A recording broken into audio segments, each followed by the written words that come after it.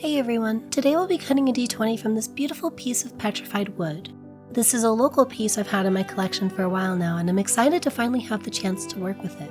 But before we can start cutting, we need to get the stone mounted on a dog. We're using our trusty Loctite 5-minute epoxy resin for this, as it sets up pretty quick and creates a super strong bond. While that's curing, let's talk about this fascinating material. Petrified wood is the fossilized remains of ancient trees, and the fossilization process is super fascinating.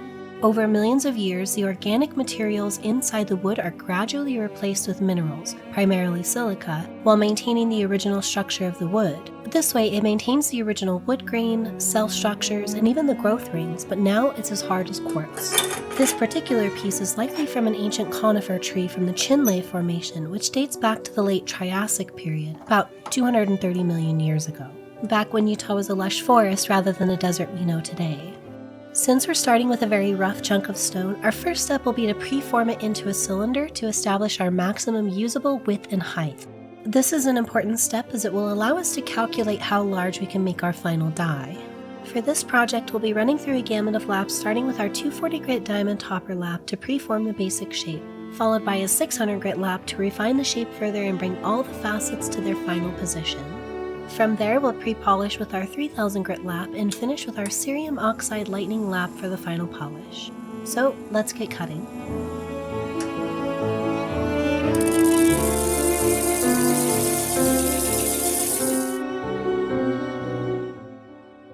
Alright, so we've finished our preforming step and are about to move on to establishing our faces next. However, I noticed a pretty large crack along with a very porous section here. As we learned with our last die, it's better to address these things now rather than later, so I'm going to stabilize these and a few other small cracks with some very thin cyanoacrylate glue. This will seep deep into those areas and harden them, hopefully preventing any potential problems down the line.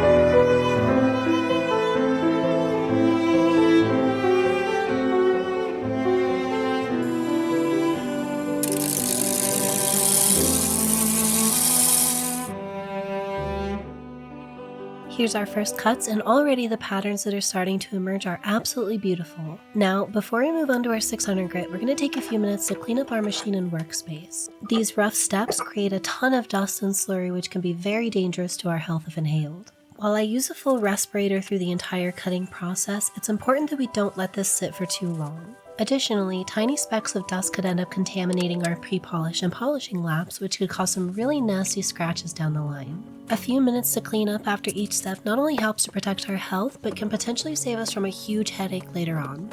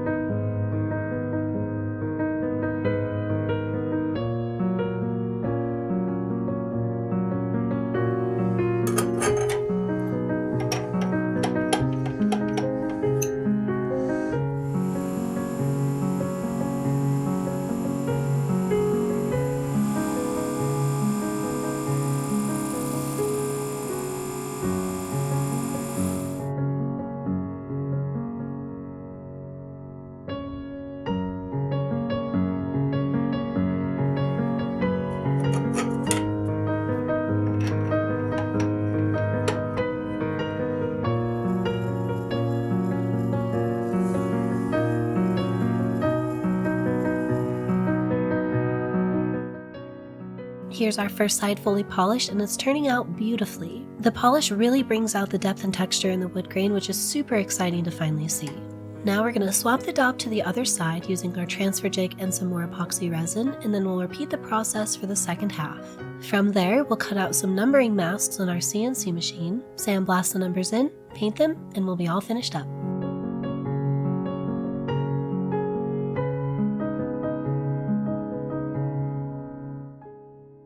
If you're enjoying watching this die come to life, make sure you hit the like and subscribe buttons below. It only takes a second and it really does help me out. Your support helps me to continue making more dice and videos like this. When I look at this die, I imagine Thorn Riverwind standing at the edge of his petrified homeland, dawn light filtering through the familiar forest now turned stone. The tall Furbolg's fur transitions to polished wood stone that has claimed his right arm and spread across his chest in rippling patterns of ancient wood. Rain slides across the glossy surface of his transformed flesh, beating like morning dew on fossilized bark. He presses his still-living hand on the cold stone face of a child, once his niece, her expression frozen forever in mid-laughter. When their harvest turned to stone, they raised their axes. When their animals froze mid-step, they raised their torches. And when the flames themselves crystallized in the air, they could raise nothing more but prayers. Now, at the center of their village stands a grand warped crystalline tree, a gift from a wandering sage with amber eyes who spoke in a soft chorus of voices. The tree towers impossibly tall, its twisted branches reaching skyward like petrified lightning. Perfect concentric circles spread outwards from its gnarled roots, petrifying soil, grass, livestock, and even the Furbolgs who once called this grove their home. Thorn's magic manifests different since his transformation began. Now, when he shifts his form, his shapes emerge petrified.